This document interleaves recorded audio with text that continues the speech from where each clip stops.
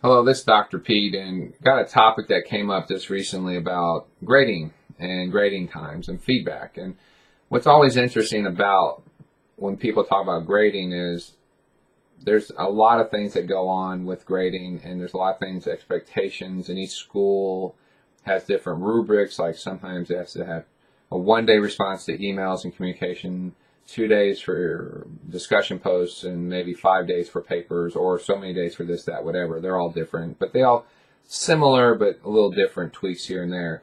The big thing is this, is that a number of students might be at certain schools that they always get all A's. I call it the butterfly, butterflies, rainbows, and everything's wonderful, and so you really never worry about feedback, and the professor doesn't, because all they guys do is say great job, and that makes it easy for them.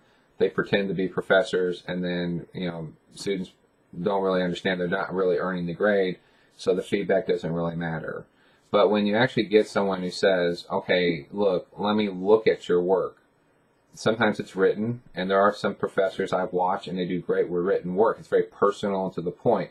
There's other people, there are not gimmicks, but, I can type in a few keywords in some of the editors, and it pops up this big list. It makes it look like I spent minutes and minutes of time doing this, and hours on your paper. In reality, I spent click, paste, click, paste, click, play, because I know the patterns of the words. Or I have templates where I can just go click, paste, because there's a lot of common issues that happen over and over. So those are choices we make, and a lot of people, there's right times to use it and wrong times, but there are times when I like using videos, and videos do take more time, or typing good feedback takes time. So there are professors that do these two things, and they do the right thing, but it takes more time. So, for example, if you're used to getting instantaneous response, that's probably an indicator that you're not getting the best feedback, or you're getting the grade you want and you don't care about the feedback. And that's a very delicate balance there.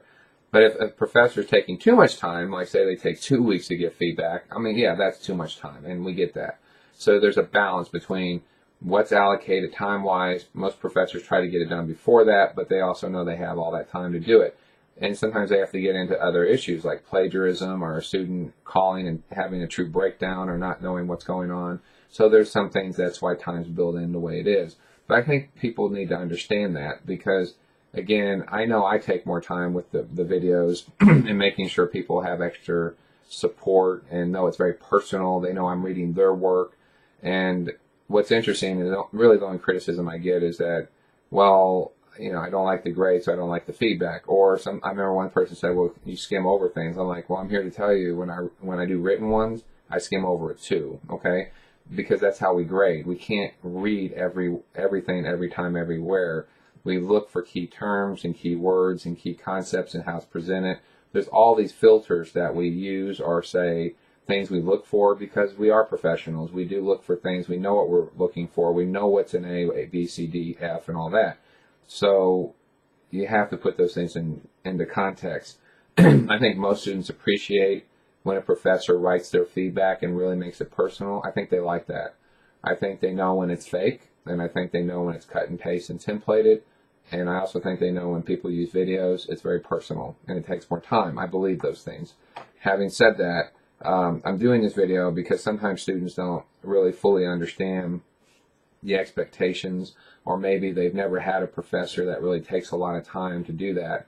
And that professor's not doing it because they have nothing else to do. They're doing it because they truly believe that if they put this time into it over the course, whatever length that is, that student will improve and develop a little bit more of their education in a stronger way. So anyways, not to beat that horse, but just want to throw that video out there. Really appreciate the topic and idea. And a student had asked me to kind of explain the concepts of how feedback works and time-wise, and maybe get a better clarity on how it works. So I appreciate it, and best of luck.